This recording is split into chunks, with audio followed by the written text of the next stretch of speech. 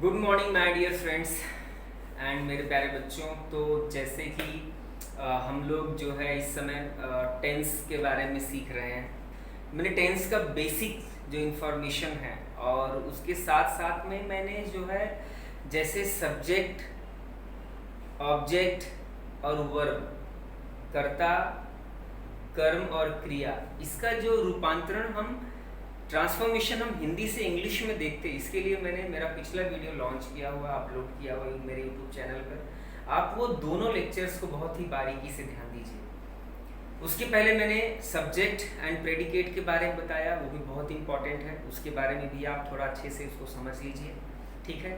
तो आज का जो हमारा टॉपिक है वो पिछले वाले वीडियो से बहुत ज़्यादा रिलेटेड है। टेंस का बेसिक कंसेप्ट क्या है वो मैंने इंट्रोडक्शन ऑफ टेंस में मैंने पूरा टेंस को हिंदी और इंग्लिश दोनों भाषाओं में आपको उसका बेसिक्स जो है बहुत अच्छे से समझाया है। आप उन दोनों वीडियोस को बहुत अच्छे से ध्यान से एक बार जरा देख लीजिए। बहुत ज़्यादा समय ना लेते हुए आज आपको जो पढ़ाना है वो है टेंस। तो टेंस में आज जो मैं सबसे पहले आपको पढ़ाने वाला हूँ वो है सिंपल प्रेजेंट टेंस।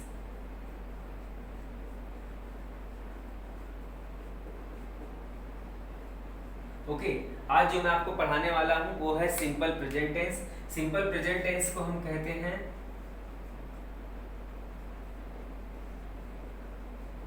अनिश्चित वर्तमान काल। ओके, इसको हम लोग इंडेफिनिट भी कहते हैं। ओके, प्रेजेंट इंडेफिनिट टेंस भी कहते हैं, सिंपल प्रेजेंट टेंस भी कहते हैं। तो इंडेफिनिट का मतलब ही होता है अनिश्चित, इसलिए इसको हम क्या कहते हैं, अनिश्चित वर्तमान काल। बाकी हम इसमें सीखने ये वाले हैं कि हम इंग्लिश स्पीकिंग के लिए, इंग्लिश को बोलने के लिए हमें सेंटेंस को ग्रामेटिकली थोड़ा ध्यान देना बहुत ज़रूरी होता है। उसके लिए ये टेंस जो है हमें वो सारी चीज़ें आज बताने वाला है। बट इसके पहले मैं कुछ बेसिक्स जो इम्पोर्टेंट हमें इस चीज़ को सीखने के लिए ज़रूरत पड़ने वाली है उसको मैं आपको समझा देता हूँ। जैसे कि हमारे पास जो सब्जेक्ट होता है, हमारे पास जो क्या होता है, सब्जेक्ट होता है, सब्जेक्ट जिसको हम क्या कहते हैं, कर्ता। जो हमारे पास सब्जेक्ट होता है, कर्ता होता है, वो दो प्रकार का होता है। एक तो होता है सिंगुलर, जिसको हम लोग बोलते हैं एक वचन, और एक होता है प्लूरल, जिसको हम लोग बोलते हैं बहुवचन। तो पहले हम ये समझ लेते हैं कि सिंगुलर क्या होता है। ओके, सिंगुलर होता है जैसे ही, शी, इट और एनी नेम। Okay, etcetera. तो अगर ही, शी, इट और एनी नेम है तो हम उसको क्या कहते हैं, एक वचन कहते हैं। क्या कहते हैं, एक वचन, सिंगुलर कहते हैं। Is that clear? ये आपको समझ में आया। अगर हमारा जो सब्जेक्ट है, हमारा जो कर्ता है, वो क्या है, you, I, they and etcetera, तो हम इनको क्या कहते हैं कि हमारा सब्जेक्ट क्या है, प्लूरल। Is that clear? अच्छा, इसकी हमें अभी जरूरत पड़ेगी। मैं आप सभी लोगों को बहुत सारे फॉर्मूलेस बताने वाला हूँ कि एक टेंस से दूसरे टेंस में कैसे चेंज करते हैं। बस हमें उन फॉर्मूलेस को ध्यान में रखना है। और जो मैंने पिछला वीडियो मैंने जो है कर्ता कर्म क्रिया के लिए जो मैंने बनाया हुआ है, मेरे यूट्यूब चैनल पे मैंने अपलोड किया हुआ, वो वीडियो जस्ट फटाफट आप एक बार देख लेंगे तो हिंदी से इंग्लिश में कैसे ट्रांसलेट करते हैं बहुत सी चीज़ें आपकी क्लियर हो जाएंगी। ओके, तो ये मेरा है सिंगुलर सब्जेक्ट और ये है मेरा प्लूरल सब्जेक्ट, बहुवचन और एक वचन। तो ये आपको समझ में आ गया होगा, ठीक है। अभी आज जो मैं आपको अनिश्चित वर्तमान काल में सिखाने वाला हूँ वो आप जरा हम समझने का थोड़ा सा प्रयास करेंगे। अभी जैसा कि मुझे जो बताना है, मैं आपको तीन चीजें सिखाऊंगा। सबसे पहला अफर्मेटिव, अफर्मेटिव सेंटेंस, फिर उसके बाद में नेगेटिव सेंटेंस,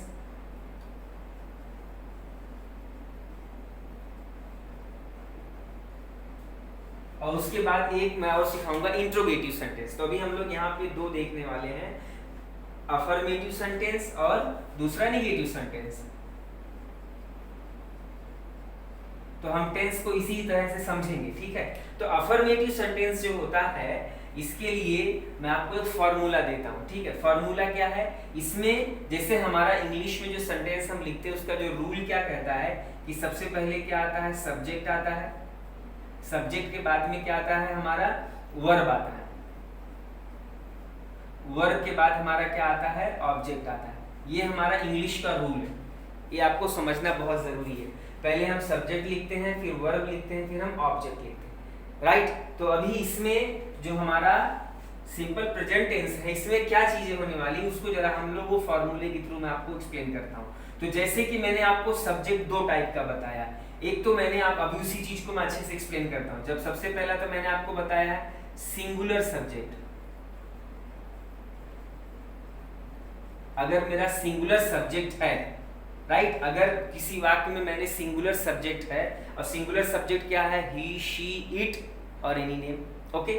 तो जो हमारा वर्ब है, वर्ब में हम क्या यूज करेंगे, अच्छा वर्ब भी जो है वो हमारा क्या है, वर्ब का फर्स्ट फॉर्म है, क्या है, वर्ब का फर्स्ट फॉर्म ही यूज करेंगे, ये ध्यान में रखना है। अगर मेरा सब्जेक्ट सिंगुलर सब्जेक्ट है तो वर्ब के फर्स्ट फॉर्म में यस या ईएस ऐड करेंगे और फिर वहां पे और क्या यूज करेंगे, ऑब्जेक्ट। ये पहला फॉर्मूला हो गया।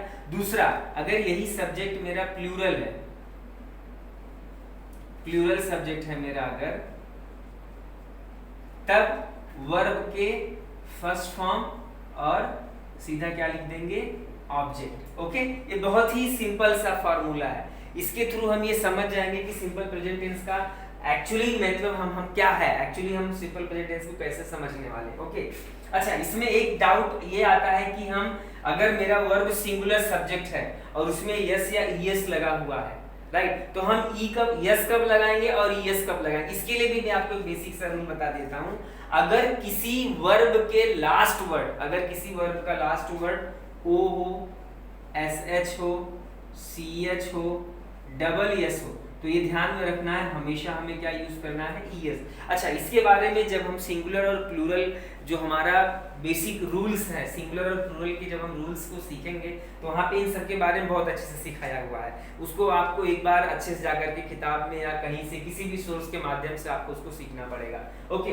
तो इतना आपको ये समझ में आया होगा कि अगर वाक्य का वर्ब का आखिरी वर्ड ओ हो, एसएच हो, सीएच हो या डबल एस हो, तो हम क्या यूज करते हैं, ईएस यूज करते हैं। ये आपको समझ में आया होगा। बाकी के साथ हम लोग क्या यूज करेंगे, यस यूज करेंगे। और भी ऐसे बहुत से रूल्स हैं, उन सभी रूल्स को आपको बहुत अच्छे से एक बार देखना पड़ेगा, ओके। तो आगे मैंने भी आपको एक सिंगुलर सब्जेक्ट लिया और एक प्लूरल सब्जेक्ट लिया। अब मैं क्या करने वाला हूँ, इसको आपको विद एग्जाम्पल एक्सप्लेन करने वाला हूँ। जैसे मैंने यहाँ पे एक एग्जाम्पल मैंने लिया, मैं क्या कर रहा है, एक सिंगुलर सब्जेक्ट मैंने डिसाइड किया ही, मैंने एक सिंगुलर सब्जेक्ट क्या डिसाइड किया ही। उसके बाद में मुझे क्या चाहिए, वर्ब का फर्स्ट फॉर्म। अब सिंगुलर सब्जेक्ट के साथ अगर वर्ब का फर्स्ट फॉर्म मैं लेता हूँ, वर्ब लेता हूँ गो, तो गो है, मतलब हमें क्या यूज करना है यहाँ पे, ईएस, ही गोज। अब मुझे क्या करना है, एक ऑब्जेक्ट डिसाइड करना, ऑब्जेक्ट। अब he goes to market, he goes to market. अब जैसा कि इसको मैं हिंदी में कन्वर्ट कर देता हूं, वह बाजार जाता है। अच्छा, जो पिछला वीडियो आप देखेंगे तो मैंने प्रेजेंट टेंस के बारे में आपको एक्सप्लेन किया हुआ है कि ता है, ते है, तो है, लास्ट में आते हैं, मतलब ये बातें अनिश्चित है, इंडिफिनिट है, अनिश्चित है, अनिश्चित वर्तमान इसको हम लोग इसीलिए कहते हैं। जैसे वह बाजार जाता है, वह आम खाता है, वह खेलता है, वह पढ़ता है, वह पत्र लिखता है, ऐसे बहुत सारे एग्जांपल्स हैं, राइट। दूसरा एग्जांपल देता हूं, जैसे मैंने लिख दिया आई रीड ए बुक, तो इसका क्या हो जाएगा, मैं किताब पढ़ता हूं, राइट, मैं किताब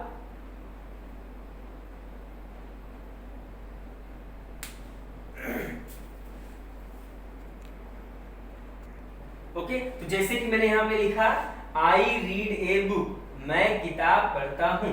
अब अच्छा, ये वाक्य भी जो मैंने बोला है वो अनिश्चित है, पढ़ता हूं कि नहीं पढ़ता हूं पता नहीं, इज इट क्लियर? तो अभी अच्छा, जैसे कि मैंने अभी जो जो आपको बताया है कि अगर मेरा सब्जेक्ट सिंगुलर है तब क्या करना है, सब्जेक्ट प्लूरल है तब क्या करना है, और अगर मेरे वर्ब के फर्स्ट फॉर्म में यस या यस कब लगाएंगे, उसके लिए विथ मैंने एग्जांपल आपको बहुत अच्छे से यहाँ पे अफर्मेटिव सेंटेंस के बारे में, मतलब सिंपल प्रेजेंट टेंस का जो अफर्मेटिव वो मैंने आपको यहाँ पे एक्सप्लेन किया, राइट? अब इसी का हम लोग क्या सीखने वाले, निगेटिव सीखने वाले। अच्छा, निगेटिव में हमें एक चीज ध्यान देना है, यहाँ पे हमें एक चीज मिलता है, हेल्पिंग वर्ब भी मिलता है। तो वो हेल्पिंग वर्ब क्या होता है पहले मैं उसके बारे में लिखा देता हूँ। हमें यहाँ पे एक तो डू मिलता है और एक तो डज मिलता है। बहुत इजी है इसके बारे में समझना। डू कब यूज करेंगे, डज कब यूज करेंगे? जब मेरा सब्जेक्ट प्लूरल होता है, प्लूरल सब्जेक्ट है, जब सब्जेक्ट मेरा प्लूरल है तब डू यूज करेंगे, और जब सब्जेक्ट मेरा सिंगुलर है तब क्या यूज करेंगे, सिंगुलर। जब मेरा सब्जेक्ट सिंगुलर है तब क्या यूज करेंगे, डज यूज करेंगे। ये कंसेप्ट आपका क्लियर हो गया रहेगा। चलो अगले कंसेप्ट, अगला फॉर्मूला मैं देता हूं। जैसे मैंने यहां पे लिख दिया subject plus do does plus not plus verb का फर्स्ट फॉर्म ऑब्जेक्ट, राइट? अब यही हमें ध्यान में रखना है, ये फॉर्मूला हमें ध्यान में रखना है। मैं क्या करूंगा, एक सब्जेक्ट लूंगा। अब सब्जेक्ट मेरा सिंगुलर है या प्लूरल है, वो तो मैंने स्टार्टिंग में बताया कि कैसे पहचानोगे कि सब्जेक्ट आपका सिंगुलर कब होगा, प्लूरल कब होगा।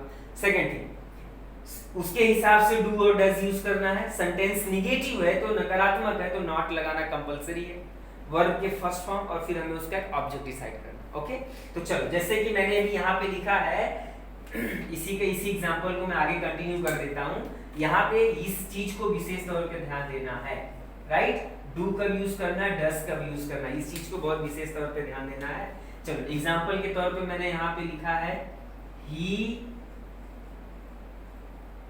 Does not go to school. अच्छा, अब मैंने जब ही लिया, क्योंकि ही जो है मेरा एक वचन है, इसलिए ही के साथ मुझे डज नॉट यूज करना पड़ेगा। Is that clear? और अगर इसी सेंटेंस को मैं अगर प्लूरल ले लेता हूं तो I do not go to school. ये दोनों एग्जांपल से आपको बहुत अच्छे से क्लियर हो जाएगा। जब मैंने सब्जेक्ट को प्लूरल लिया तो मैंने डू नॉट यूज किया, जब मैंने सब्जेक्ट को प्लूरल लिया तो मैंने क्या यूज किया, डू नॉट। बट जब मैंने सब्जेक्ट को सिंगुलर लिया तो मैंने क्या यूज किया, does not. Is that clear? अच्छा, हिंदी में क्या हो जाएगा अभी ये, जैसे he does not go to school, वह स्कूल नहीं जाता है, वह स्कूल नहीं जाता है। मैं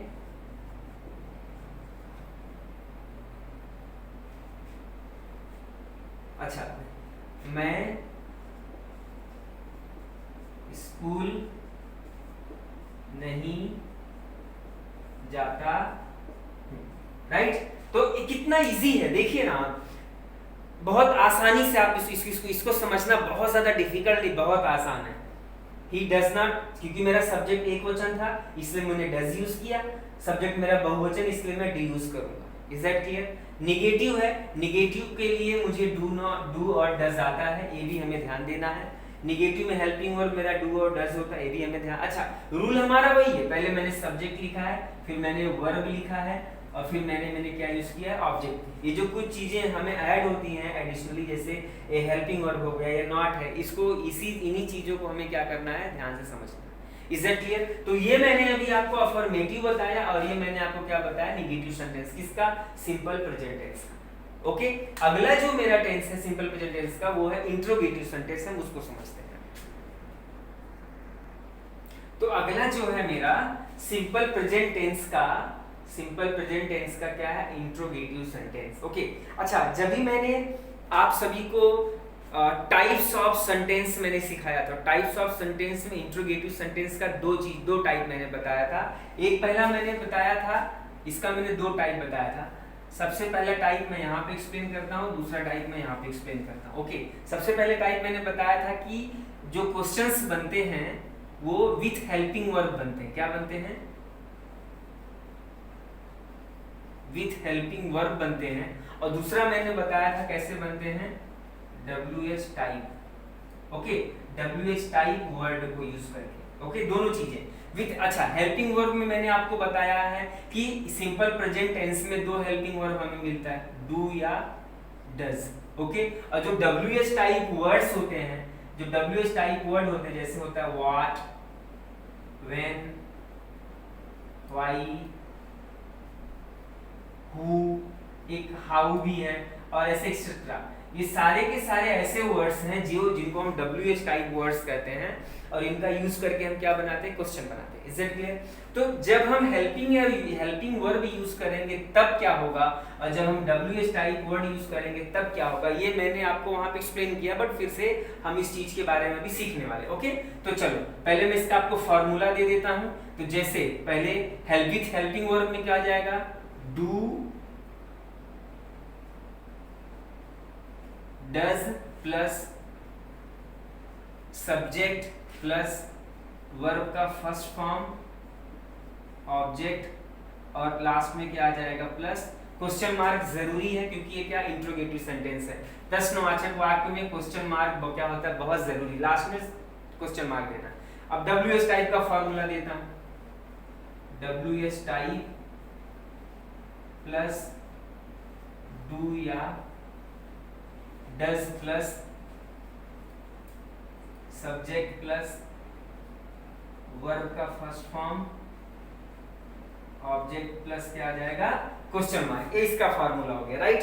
अच्छा, इसमें इन दोनों में डिफरेंस क्या है, अभी मैं जब एग्जांपल दूंगा तो आपको समझ में आ जाएगा। Okay, do. ओके, तो अभी जैसे अब डू कब लेना है, जब मेरा सब्जेक्ट प्लूरल रहेगा, बहुवचन रहेगा। डज कब लेना है, जब मेरा सब्जेक्ट सिंगुलर रहेगा, एक वचन रहेगा। ये हमें ध्यान में रखना। ओके, तो जैसा कि सिंगुलर और प्लूरल को हमें क्या करना, विशेष तौर पे ध्यान देना कि डू कब यूज करेंगे और डज कब यूज करेंगे। ओके, तो अगर अगर मेरा सब्जेक्ट में अगर अभी सब्जेक्ट अगर मैं मेरा सिंगुलर डिसाइड करता हूं तो क्या आ जाएगा, does subject, does he go to school, और लास्ट में क्या आएगा, क्वेश्चन मार्क। और जब मैं अभी मेरा सब्जेक्ट क्या है, सिंगुलर, इसलिए मैंने डज यूज किया। अब मैं यही सब्जेक्ट को क्या करूंगा, प्लूरल ले लूंगा। जैसे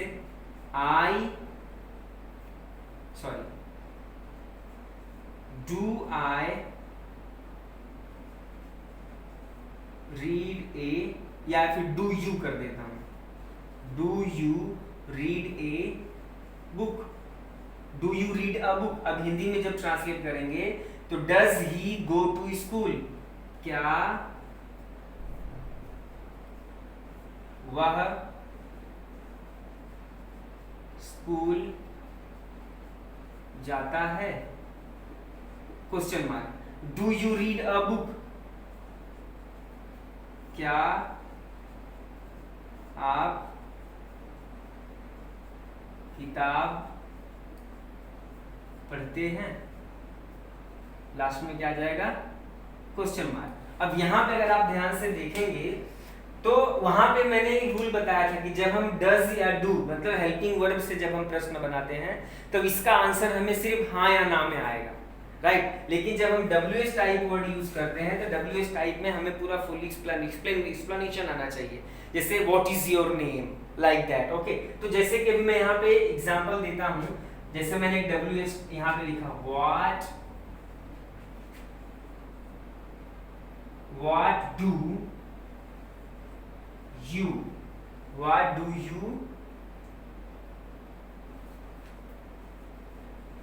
read। मैंने क्या लिखा यहाँ पे, what do you read, मतलब अब यहाँ पे मैंने डू लिया तो मैंने सब्जेक्ट क्या लिया है, प्लूरल लिया। ध्यान, ये इन चीजों को ध्यान देना है। सेकंड एग्जांपल अगर मैं लिखता हूं, why does he go to school, is that clear? Why does he go to school। अब जब हम इसको हिंदी में ट्रांसलेट करेंगे, what do you read, आप what do आप क्या पढ़ते रहे हो, आप क्या पढ़ रहे हो। Why does he go to school, वह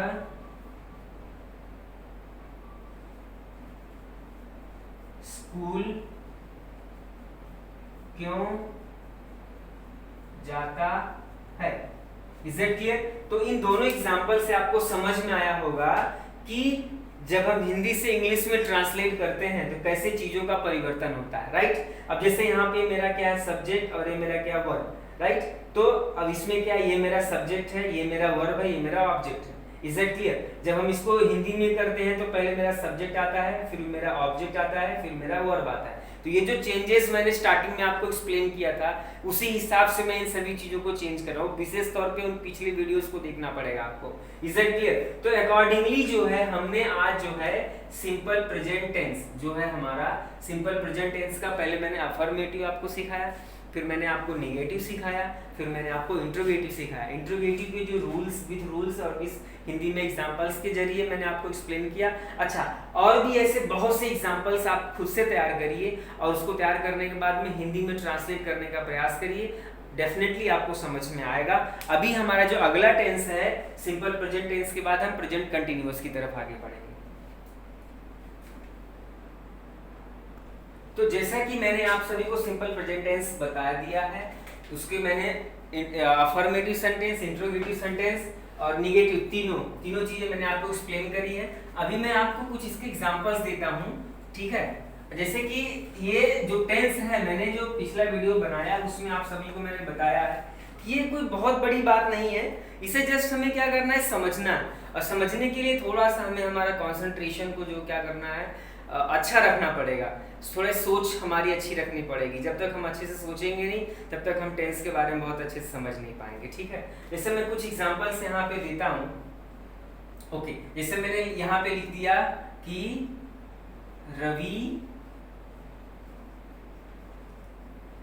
बाजार जाता है, राइट। मैंने एक एग्जांपल दिया है रवि बाजार जाता है। दूसरा मैंने लिख दिया यहाँ पे रवि बाजार नहीं जाता है, ओके। और तीसरा मैंने यहां पे लिख दिया क्या रवि बाजार जाता है। तो अभी इसको देखने से आपको समझ में आएगा कि पहला जो मैंने लिखा है वो अफर्मेटिव सेंटेंस है, दूसरा यहाँ पे नहीं है मतलब निगेटिव सेंटेंस है, और तीसरा मैंने क्वेश्चन पूछा है क्या रवि। अच्छा, इस टेंस को पहचानने के लिए मैंने बताया है कि अगर वाक्य के लास्ट में ता है, ते है, तो है, ऐसे अगर बातें हैं मतलब नाम ही इसका क्या कहता है कि मैं इंडिफिनिट हूँ, मतलब अनिश्चित हूँ। अब इन सभी वाक्यों को पढ़ने के बाद में आपको समझेगा कि जो वाक्य लिखे अनिश्चित है, ओके। तो जैसे भी क्या हो जाएगा ये, अब ये मेरा सब्जेक्ट अपनी जगह पे रहेगा रवि, फिर मेरा ऑब्जेक्ट आएगा, तो रवि जाता है मतलब रवि, अब यस या यस आता है, Ravi goes to market, Ravi goes to market. Ravi singular है, सिंगुलर में वर्ब में यस या यस आता है, मैंने रूल आपको एक्सप्लेन किया हुआ है।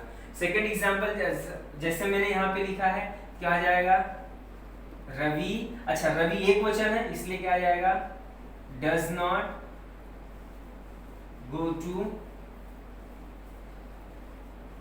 मार्केट। इस तरह से हम इसको परिवर्तन कर देंगे। रवि क्या है एक वचन इसलिए क्या आ गया डज नॉट आ गया, राइट। अगर यही रवि प्लूरल रहता था तो वहां पे क्या आता था डू नॉट आता था, ओके। क्या रवि बाजार जाता है, तो रवि एक वचन है इसलिए does Ravi go to market. अब इस चीज को समझना है, जब हमें आंसर केवल हाँ या ना में, जैसे क्या रवि बाजार जाता है तो आप इसको क्या बोलेंगे हाँ या ना, राइट। तो मतलब क्या हो गया कि हमें जो हमारा वाक्य है उसकी शुरुआत किससे करनी है, हेल्पिंग वर्ब से करनी है।